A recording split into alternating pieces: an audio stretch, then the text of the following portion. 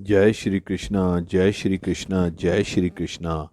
आज आपको श्रीमद् भगवत गीता के 15वें अध्याय का महात्म्य बताते हैं। श्री नारायण जी बोले, हे लक्ष्मी, अब 15वें अध्याय का महात्म्य सुनो।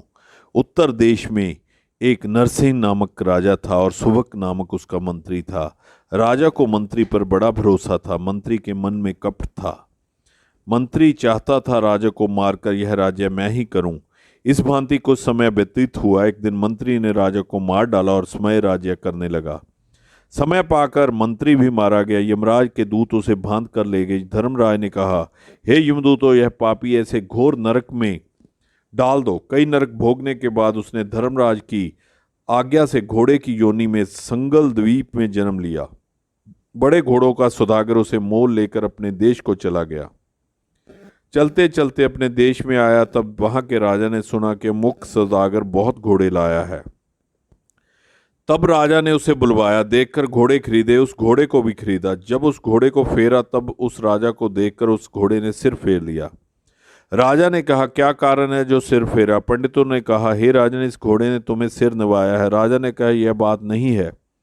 कई दिन पीछे राजा शिकार खेलने को उसी घोड़े पर सवारी करके गया। वह घोड़ा जल्दी चलता था। राजा शिकार खेलता खेलता बहुत दूर चला गया।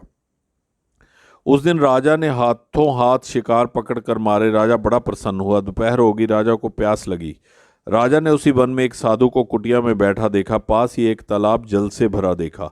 राजा घोड़े को वृक्ष से बांधकर कुटिया में गया तो देखा कि साधु अपने पुत्र को गीता के 15वें अध्याय का पाठ सिखा रहा था।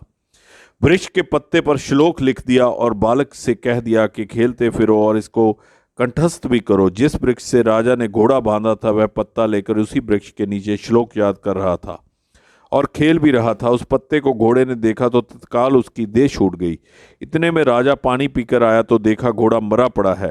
राजा ने चिंतावान होकर कहा कि यह घोड़ा किसने मारा? इतने में अदृश्य रूप से आवाज आई, हे राजन, मैं इस घोड़े का चैतन्य हूँ, देवदेही में वैकुंठ को जाता हूँ। राजा ने पूछा, तुमसे कौन सा पुण्य किया है? घोड़े ने कहा, राजन, यह बात ऋषिवर से पूछो। राजा ने मुनीश्वर से पूछा तो उन्होंने कहा, हे राजन, गीता का श्लोक लिखा पत्ता इसके आगे पड़ा है। घोड़े ने अक्षर देखे हैं, इस कारण घोड़े की गति हुई। राजा ने पूछा, पिछले जन्म में घोड़ा कौन था? और घोड़े के सिर फेरने की बात भी राजा ने कही। मुनीश्वर ने कहा, हे राजन, पिछले जन्म में तू राजा था और यह मंत्री था। इसने तुझे मारकर तेरा राज्य ले लिया था। यह मरकर धर्मराज के पास गया। धर्मराज ने धिक्कार कर कहा, इस पापी को घोर नरक में डाल दो। यह नरक भोगता भोगता घोड़े के जन्म में आया, संगवल द्वीप से आकर तेरे पास बिका।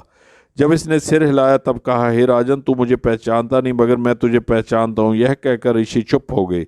राजा ने विस्मित होकर दंडवत की। राजा ने श्री गीता जी के 15वें अध्याय का पाठ नित्य किया करता था, जिसके प्रसाद से राजा भी परम गति का अधिकारी हुआ।